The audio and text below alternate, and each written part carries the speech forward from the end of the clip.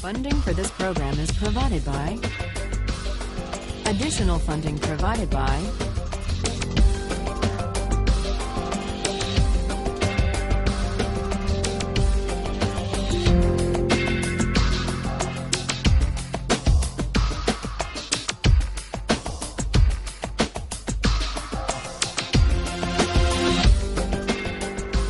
Last time we began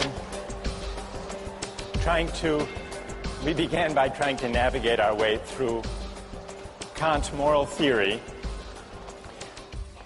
Now, fully to make sense of Kant's moral theory in the groundwork requires that we be able to answer three questions. How can duty and autonomy go together? What's the great dignity in answering to duty? It would seem that these two ideas are opposed, duty and autonomy. What's Kant's answer to that? Need someone here to speak up on Kant's behalf. Does he have an answer?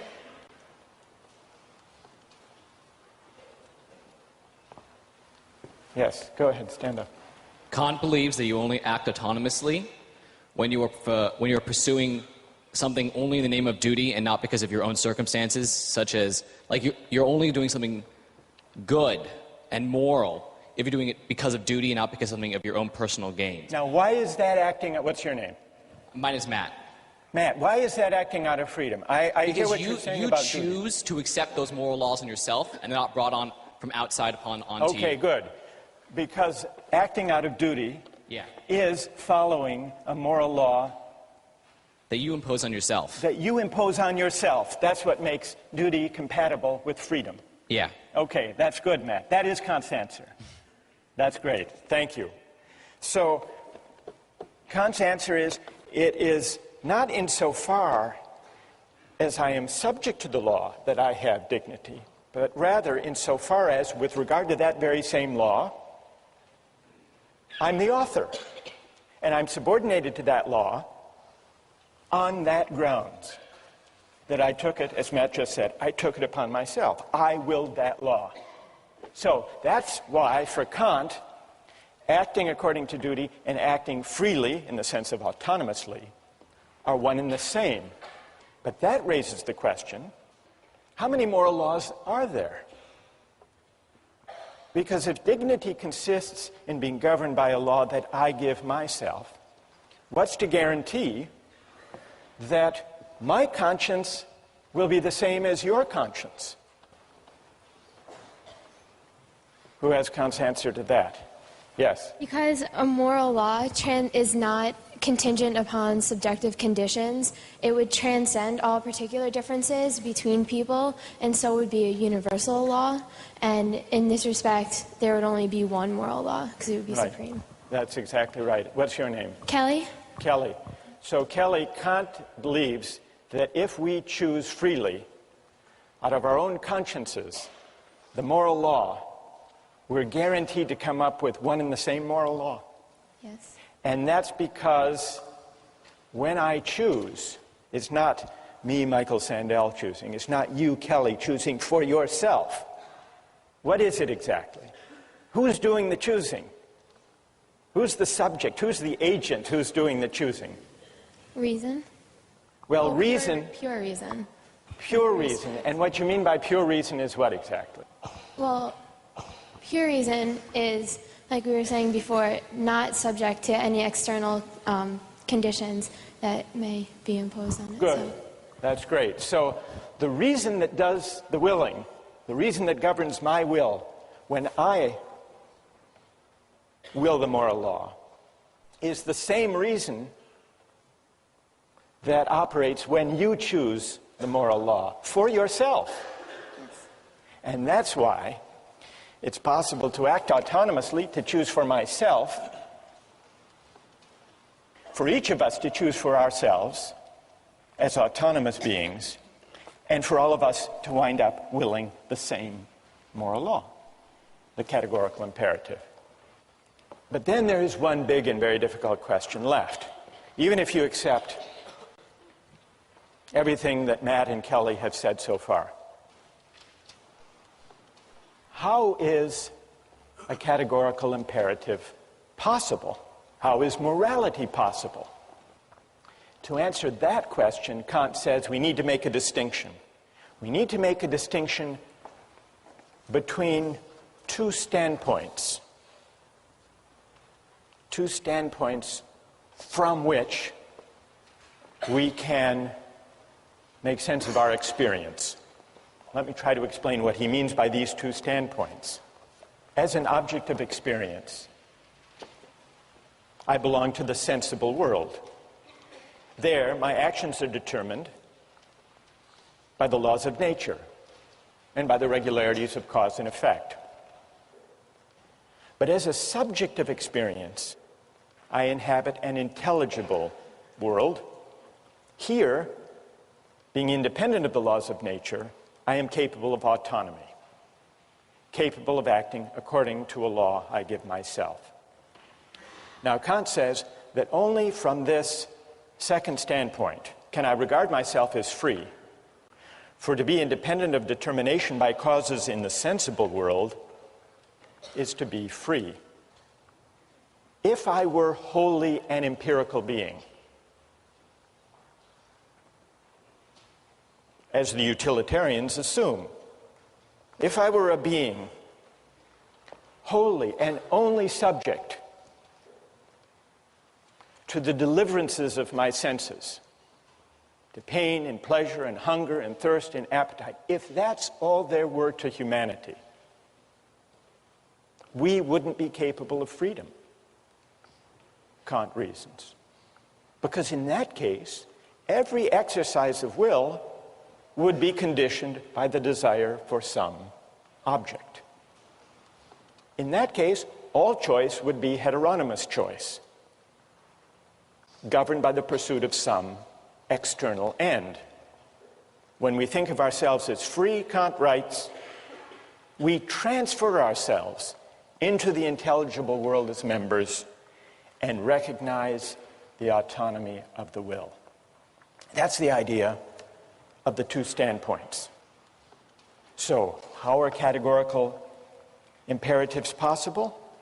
Only because the idea of freedom makes me a member of an intelligible world. Now, Kant admits we aren't only rational beings. We don't only inhabit the intelligible world, the realm of freedom. If we did, then all of our actions would invariably accord with the autonomy of the will. But precisely because we inhabit simultaneously the two standpoints, the two realms, the realm of freedom and the realm of necessity, precisely because we inhabit both realms, there is always potentially a gap between what we do and what we ought to do, between is and ought. Another way of putting this point, and this is the point with which Kant concludes the groundwork, morality is not empirical. Whatever you see in the world, whatever you discover through science, can't decide moral questions. Morality stands at a certain distance from the world, from the empirical world. And that's why no science could deliver moral truth. Now, I want to test Kant's moral theory with the hardest possible case, a case that he raises, the case of the murderer at the door. Kant says that lying is wrong. We all know that. We've discussed why. Lying is at odds with the categorical imperative. A French philosopher, Benjamin Constant, wrote an article responding to the groundwork where he said this absolute prohibition on lying is wrong. It can't be right. What if a murderer came to your door looking for your friend who was hiding in your house. And the murderer asked you, point blank,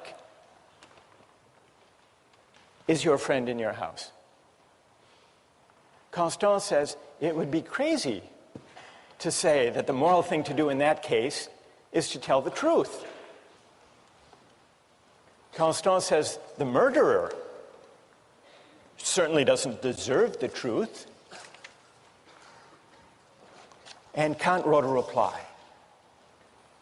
And Kant stuck by his principle that lying even to the murderer at the door is wrong. And the reason it's wrong, he said, is once you start taking consequences into account to carve out exceptions to the categorical imperative, you've given up the whole moral framework. You've become a consequentialist, or maybe a rule utilitarian.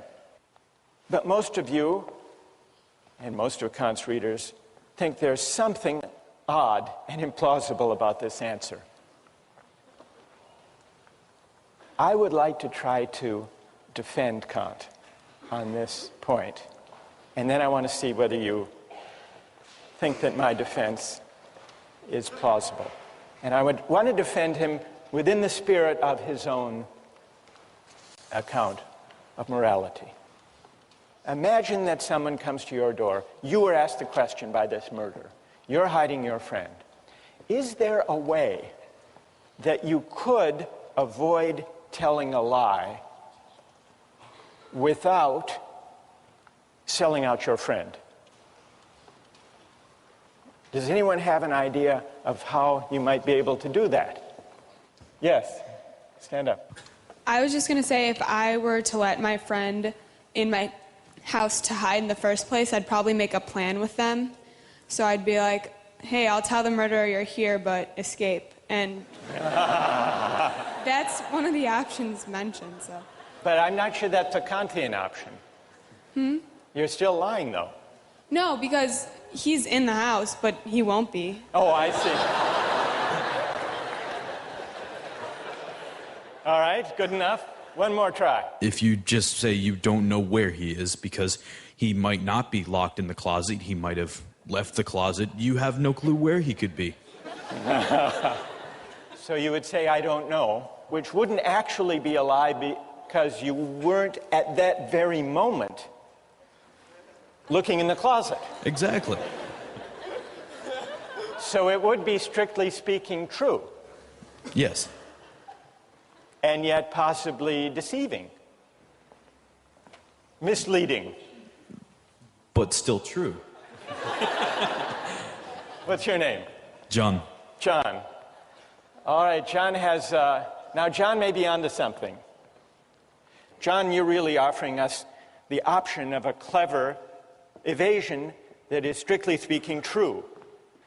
This raises the question whether there is a moral difference between an outright lie and a misleading truth.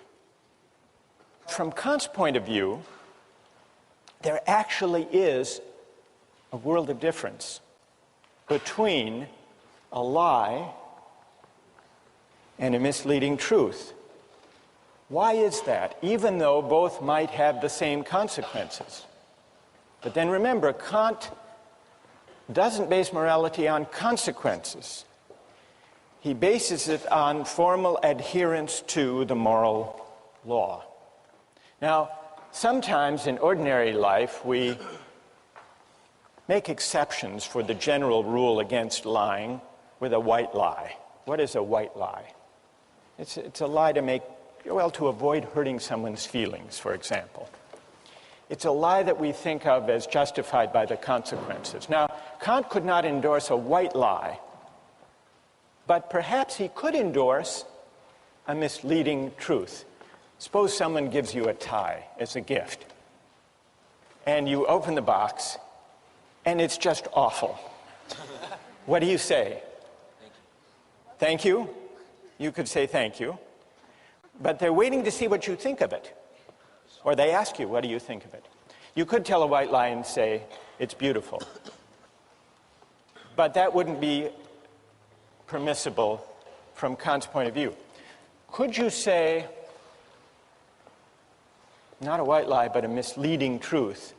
You open the box and you say, I've never seen a tie like that before. Thank you.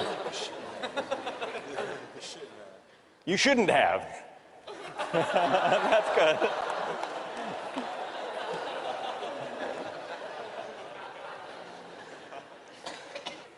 Can you think of a contemporary political leader who engaged? You can? Who are you thinking of? Remember the whole carefully worded denials in the Monica Lewinsky affair of Bill Clinton. Now, those denials actually became the subject of very explicit debate and argument during the impeachment hearings. Take a look at the following excerpts from Bill Clinton. Is there something, do you think, morally at stake in the distinction between a lie and a misleading, carefully couched truth? I want to say one thing to the American people. I want you to listen to me. I'm going to say this again. I did not have sexual relations with that woman, Miss Lewinsky. I never told anybody to lie, not a single time, never. These allegations are false. Did he lie to the American people when he said, I never had sex with that woman? You know, he doesn't believe he did, and because of the... Let me explain, may I explain, Congressman? What he said was to the American people that he did not have sexual relations. And I understand you're not going to like this, Congressman, because you will see it as a hair-splitting, evasive answer. But in his own mind, his definition was not... Okay, I understand that argument. Okay. All right. So there you have the exchange. Now, at the time, you may have thought this was just a legalistic, hair-splitting exchange between a Republican who wanted to impeach Clinton and the lawyer who was trying to defend him. But now, in the light of Kant, do you think there is something morally at stake in the distinction between a lie and an evasion, a true but misleading statement? I'd like to hear from defenders of Kant, people who think there is a distinction. Are you ready to defend Kant? Well, I think when you try to say that lying and misleading truths are the same thing, you're basing it on a consequentialist argument, which is that they achieve the same thing. But the fact of the matter is, you told the truth, and you intended that people would believe what you were saying, which was the truth, which means it is not morally the same as telling a lie and intending that they believe it is the truth, even though it's not true. Good. What's your name? Diana. So Diana says that Kant has a point here. And it's a point that might even come to the aid of Bill Clinton. And that is, well, what about that? Someone over here. For Kant, motivation is key. So if you give to someone because primarily you want to feel good about yourself, Kant would say that has no moral worth. Well, with this, the motivation is the same. It's to sort of mislead someone, it's to lie, it's to sort of throw them off the track, and the motivation is the same. So there should be no difference. Okay, good. So here, isn't the motive the same, Diana? What do you say to this argument that, well, the motive is the same? In both cases, there is the attempt, or at least the hope, that one's pursuer will be misled. Well, you could look at it that way, but I think that the fact is that your immediate motive is that they should believe you. The ultimate consequence of that is that they might be deceived and not find out what was going on. But your immediate motive is that they should believe you because you're telling the truth. May I help a little? Sure. You and Kant. Why don't you say, and what's your name? I'm sorry. Wes. Why don't you say to Wesley, it's not exactly the case that the motive in both cases is to mislead. They're hoping that the person will be misled by the statement, I don't know where they are, or I never had sexual relations. You're hoping that they will be misled, but in the case where you're telling the truth, your motive is to mislead while at the same time telling the truth and honoring the moral law and staying within the bounds of the categorical imperative. I think Kant's answer would be. Diana, yes? Yes. You like that? I do. Okay, so I think Kant's answer would be, unlike a falsehood, unlike a lie, a misleading truth pays a certain homage to duty. And the homage it pays to duty is what justifies that even the work of evasion. Diana, yes? You like? Okay. And so there is some element of respect for the dignity of the moral law in the careful evasion, because Clinton could have told an outright lie, but he didn't. And so I think Kant's insight here is in the carefully couched but true evasion. There is a kind of homage to the dignity of the moral law that is not present in the outright lie. And that, Wesley, is part of the motive. It's part of the motive. Yes, I hope he will be misled. I hope the murderer will run down the road or go to the mall looking for my friend instead of the closet. I hope that will be the effect. I can't control that. I can't control the consequences.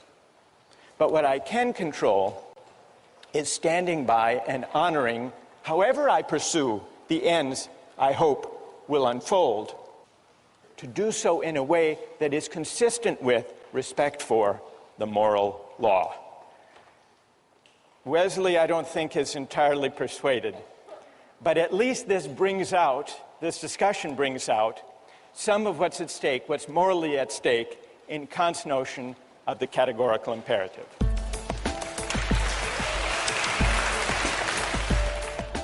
As long as any effort is involved, I would say that the contract is valid and it should take effect. But why? What morally can you point to?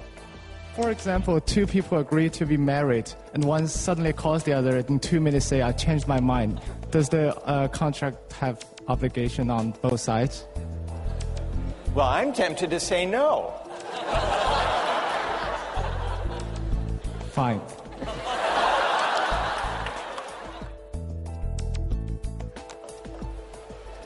Last time we talked about Kant's categorical imperative, and we considered the way he applied the idea of the categorical imperative to the case of lying. I want to turn briefly to one other application of Kant's moral theory, and that's his political theory. Now, Kant says that just laws arise from a certain kind of social contract. But this contract, he tells us, is of an exceptional nature. What makes the contract exceptional is that it's not an actual contract that happens when people come together and try to figure out what the Constitution should be. Kant points out that the contract that generates justice is what he calls an idea of reason. It's not an actual contract among actual men and women gathered in a constitutional convention. Why not?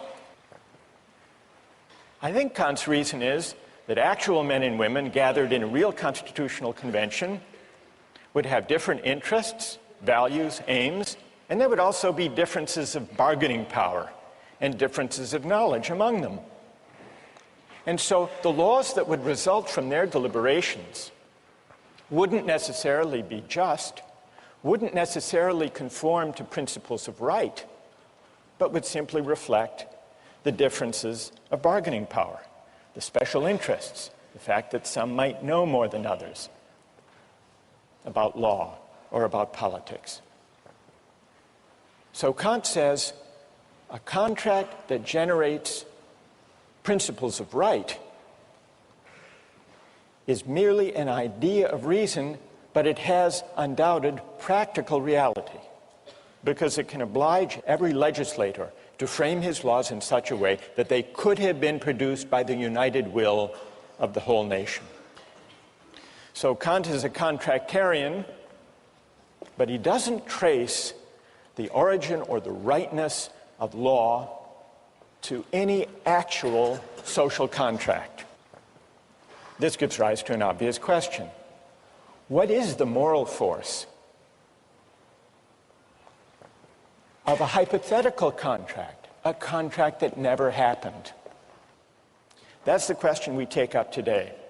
But in order to investigate it, we need to turn to a modern philosopher, John Rawls, who worked out in his book, A Theory of Justice, in great detail, an account of a hypothetical agreement as the basis for justice. Rawls's theory of justice, in broad outline, is parallel to Kant's in two important respects. Like Kant, Rawls was a critic of utilitarianism. Each person possesses an inviolability founded on justice, Rawls writes, that even the welfare of society as a whole cannot override. The rights secured by justice are not subject to political bargaining or to the calculus of social interests. The second respect in which Rawls's theory follows Kant's is on the idea that principles of justice, properly understood, can be derived from a hypothetical social contract, not an actual one. And Rawls works this out in fascinating detail with the device of what he calls the veil of ignorance. The way to arrive at the rights, the basic rights that we must respect, the basic framework of rights and duties, is to imagine that we were gathered together trying to choose the principles to govern our collective lives without knowing certain important particular facts about ourselves. That's the idea of the veil of ignorance. Now, what would happen if we gathered together, just as we are here, and tried to come up with principles of justice to govern our collective life? There would be a cacophony of proposals, of suggestions, reflecting people's different interests. Some are strong, some are weak. Some are rich, some are poor. So Rawls says, imagine instead that we are gathered in an original position of equality. And what assures the equality is the veil of ignorance. Imagine that we are all behind a veil of ignorance which temporarily abstracts from or brackets, hides from us who in particular we are. Our race, our class, our place in society, our strengths, our weaknesses, whether we're healthy or unhealthy. Then, and only then, Rawls says, the principles we would agree to would be principles of justice. That's how the hypothetical contract works. What is the moral force of this kind of hypothetical agreement? Is it stronger or weaker than a real agreement, an actual social contract?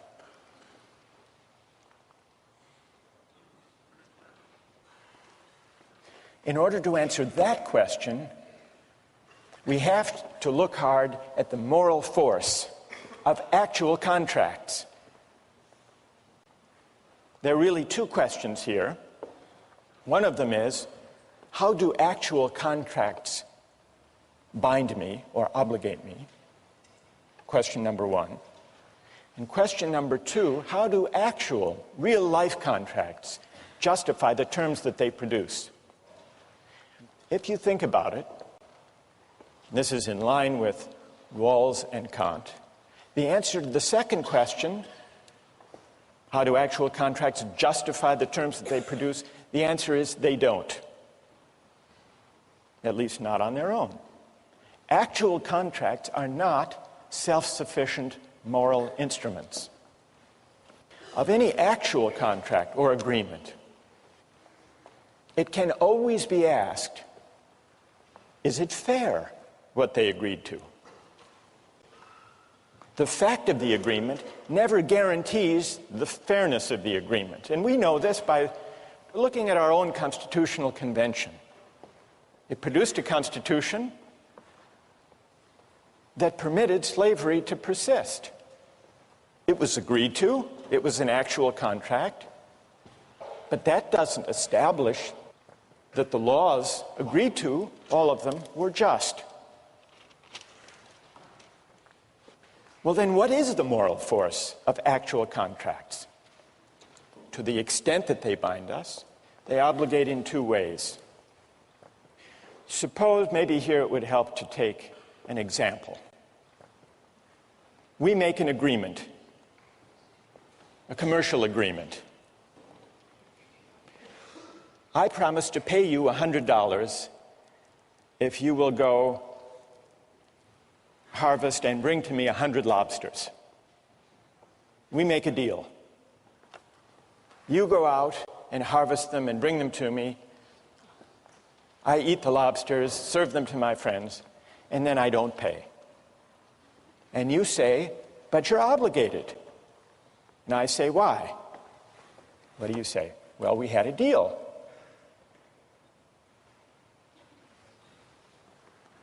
And you benefited. You ate all those lobsters. Well, that's a pretty strong argument. It's an argument that depends, though, on the fact that I benefited from your labor. So, contracts sometimes bind us insofar as they are instruments of mutual benefit. I ate the lobsters, I owe you the $100 for having gathered them. But suppose, now take a second case, we make this deal, I'll pay you $100 for 100 lobsters, and 2 minutes later, before you've gone to any work, I call you back and say, I've changed my mind. Now, there's no benefit, there's no work on your part, so there's no element of reciprocal exchange. What about in that case? Do I still owe you? Merely in virtue of the fact that we had an agreement? Who says, those of you who say, yes, I still owe you? Why? Okay, stand up. Why do I owe you? I call you back. After 2 minutes, you haven't done any work. I think I spent the time and effort in drafting this contract with you, and also have emotional expectation that I'll go through the work. So you took time to draft the contract, but we did it very quickly. We just chatted on the phone. That wouldn't be a formal form of contract, though. Well, I faxed it to you. It only took a minute. As long as any effort is involved, I would say that the contract is valid and it should take effect. But why? What morally can you point to that obligates me? I admit that I agreed, but you didn't go to any work. I didn't enjoy any benefit. Because one might mentally go through all the work of harvesting the lobsters. You mentally went through the work of harvesting the lobsters. That's nothing, is it? It's not much. Is it worth $100 that you were imagining yourself going and collecting lobsters? It may not worth $100, but it may worth something to some people. All right, I'll give you $1 for it, for that. But so you're still pointing, what's interesting, you're still pointing to the reciprocal dimension of contracts. You did or imagined that you did or looked forward to doing something on my behalf. For example, two people agree to be married, and one suddenly calls the other in 2 minutes say, I changed my mind. Does the contract have obligation on both sides? Nobody has paid any work, or nobody has benefited yet. Well, I'm tempted to say no. Fine.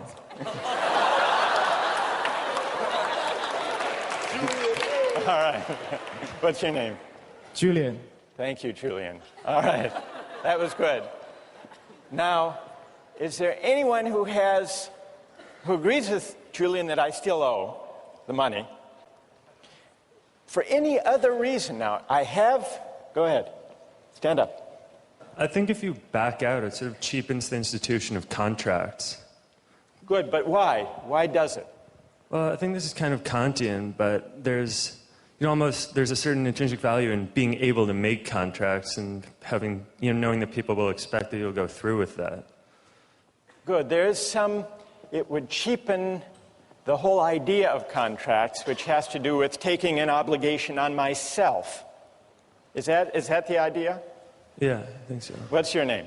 Adam.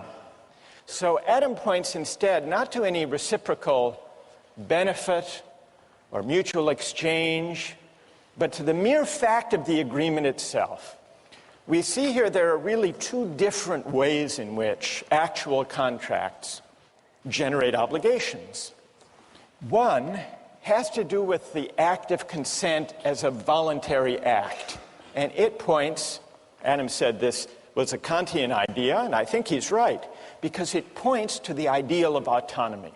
When I make a contract, the obligation is one that is self-imposed. And that carries a certain moral weight, independent of other considerations. And then there's a second element of the moral force of contract arguments, which has to do with the sense in which actual contracts are instruments of mutual benefit, and this points toward the ideal of reciprocity. That obligation can arise, I can have an obligation to you, insofar as you do something for me. Now, we're investigating the moral force and also the moral limits of actual contracts. And here I would like to advance an argument about the moral limits of actual contracts. Now that we know what moral ingredients do the work when people come together and say, I will do this if you do that. I would like to argue first that the fact that two people agree to some exchange does not mean that the terms of their agreement are fair. When my two sons were young, they collected baseball cards and traded them.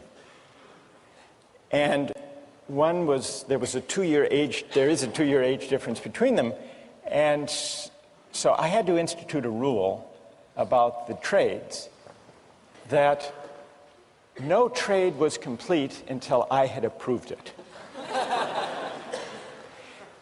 And the reason is obvious. The older one knew more about the value of these cards, and so would take advantage of the younger one. So that's why I had to review it to make sure that the agreements were fair. Now you may say, well, this is paternalism. Of course it was. That's what paternalism is for, that kind of thing. So what does this show? What does the baseball card example show? The fact of an agreement is not sufficient to establish the fairness of the terms. I read some years ago of a case in Chicago. There was an elderly widow, an 84-year-old widow named Rose, who had a problem in her apartment with a leaky toilet. And she signed a contract with an unscrupulous contractor who offered to repair her leaky toilet in exchange for $50,000. But she had agreed. She was of sound mind, maybe terribly naive and unfamiliar with the price of plumbing. She had made this agreement. Luckily, it was discovered. She went to the bank and asked to withdraw $25,000. And the teller said, "What do you need all of that money for?" And she said, "Well, I have a leaky toilet." And the teller called authorities, and they discovered this unscrupulous contractor. Now, I suspect that even the most ardent contractarians in the room will agree that the fact of this woman's agreement is not a sufficient condition of the agreement being fair. Is there anyone who will dispute that?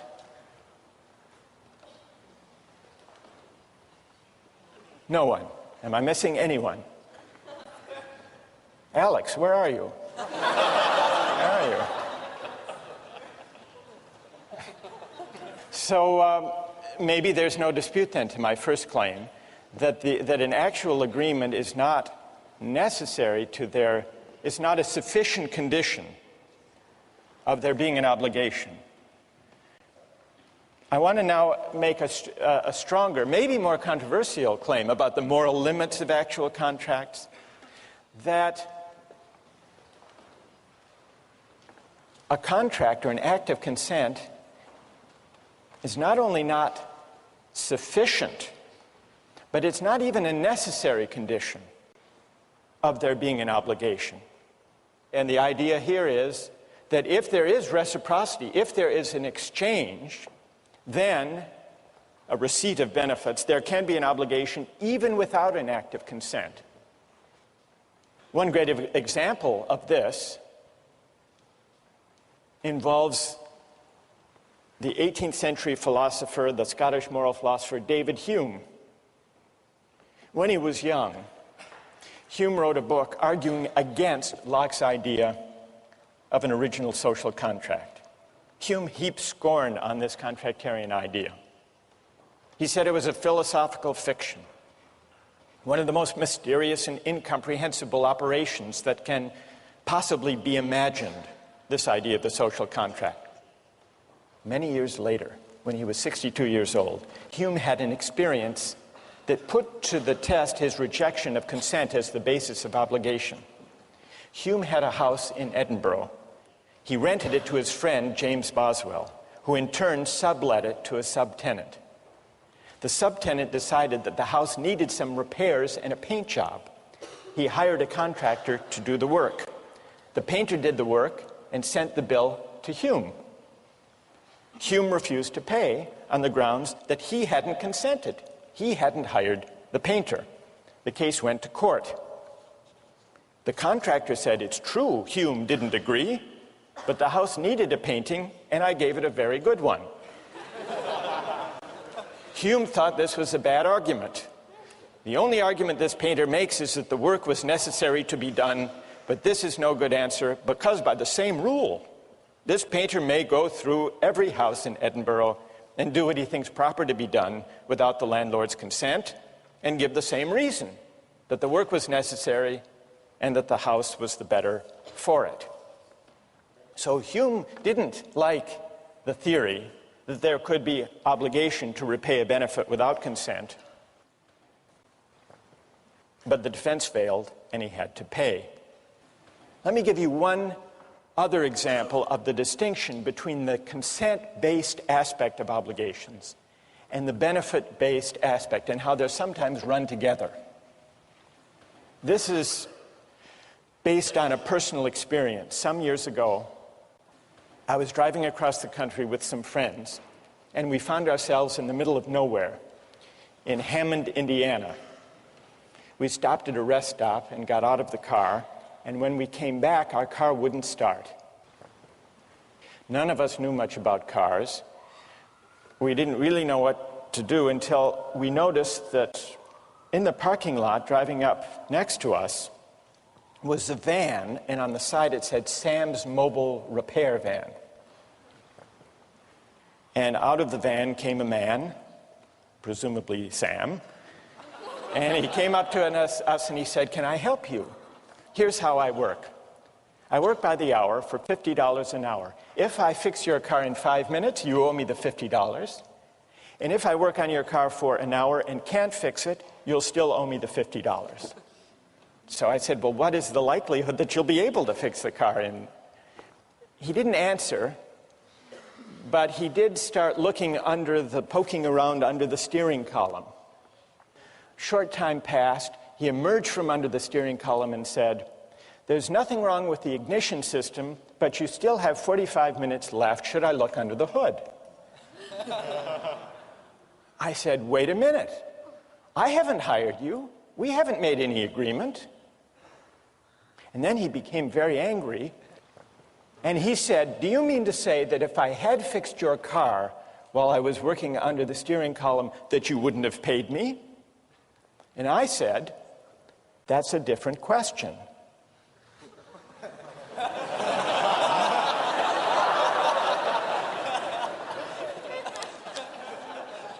I didn't go into the distinction between consent-based and benefit-based obligations.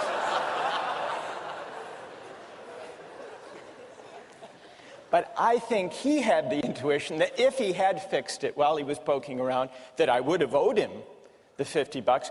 I shared that intuition. I would have. But he inferred from that, this was the fallacy in the reasoning that I think lay behind his anger, he inferred from that fact that therefore, implicitly, we had an agreement.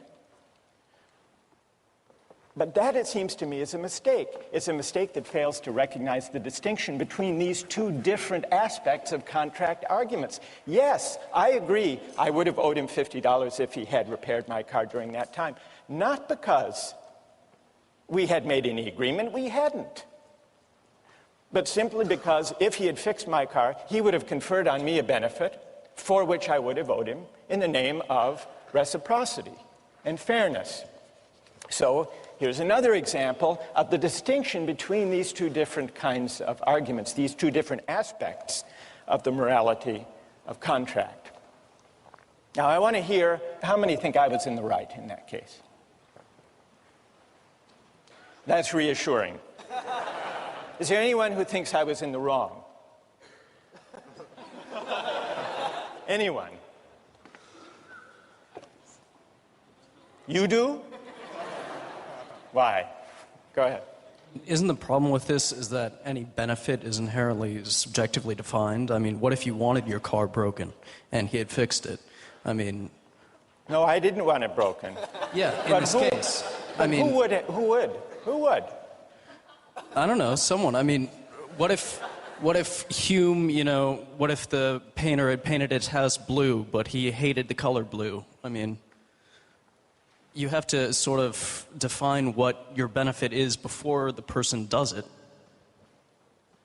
Well, all right. So what would you conclude from that, though, for the larger issue here? Would you conclude that, therefore, consent is a necessary condition of there being an obligation?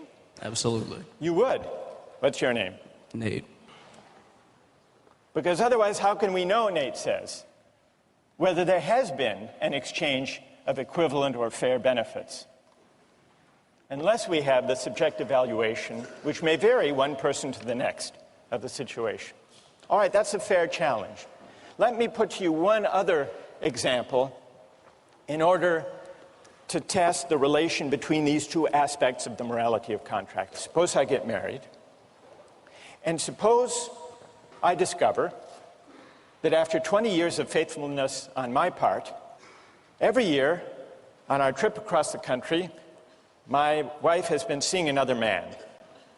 A man with a van on the Indiana toll road. This part is completely made up, by the way. Wouldn't I have two different reasons for moral outrage?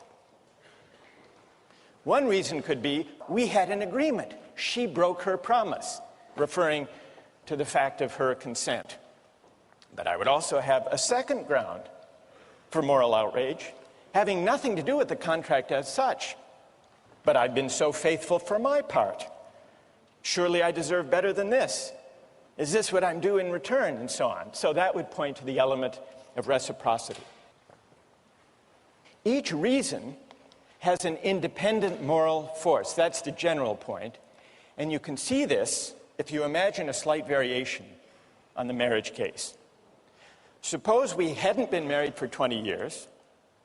Suppose we were just married and that the betrayal occurred on the way to our honeymoon in Hammond, Indiana.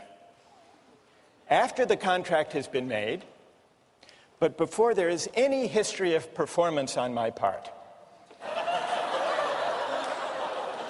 Performance of the contract, I mean.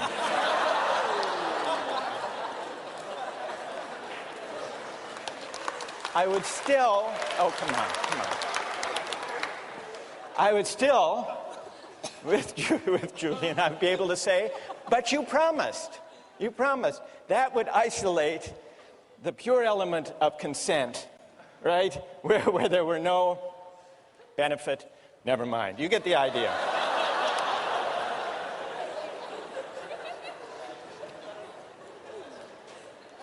Here's the main idea. Actual contracts have their moral force in virtue of two distinguishable ideals, autonomy and reciprocity. But in real life, every actual contract may fall short, may fail to realize the ideals that give contracts their moral force in the first place. The ideal of autonomy may not be realized because there may be a difference in the bargaining power of the parties.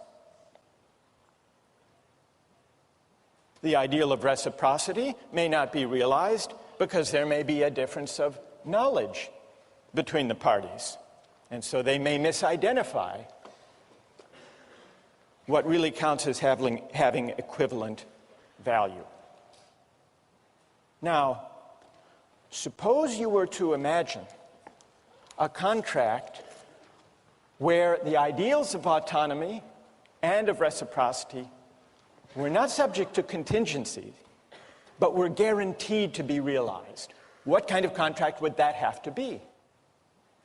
Imagine a contract among parties who were equal in power and knowledge rather than unequal, who were identically situated rather than differently situated. That is the idea behind Rawls's claim that the way to think about justice is from the standpoint of a hypothetical contract behind a veil of ignorance that creates a condition of equality by ruling out or enabling us to forget for the moment the differences in power and knowledge that could, even in principle, lead to unfair results. This is why, for Kant and for Rawls, a hypothetical contract among equals is the only way to think about principles of justice. What will those principles be? That's the question we'll turn to next time.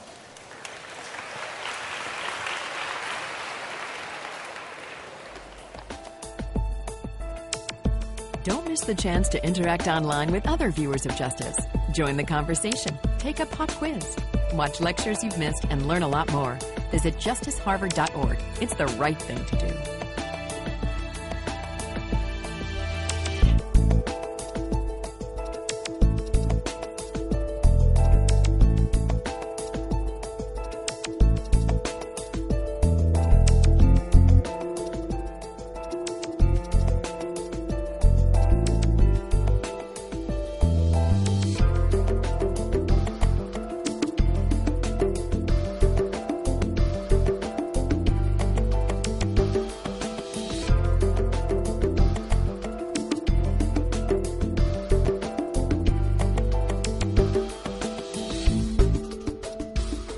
Funding for this program is provided by... Additional funding provided by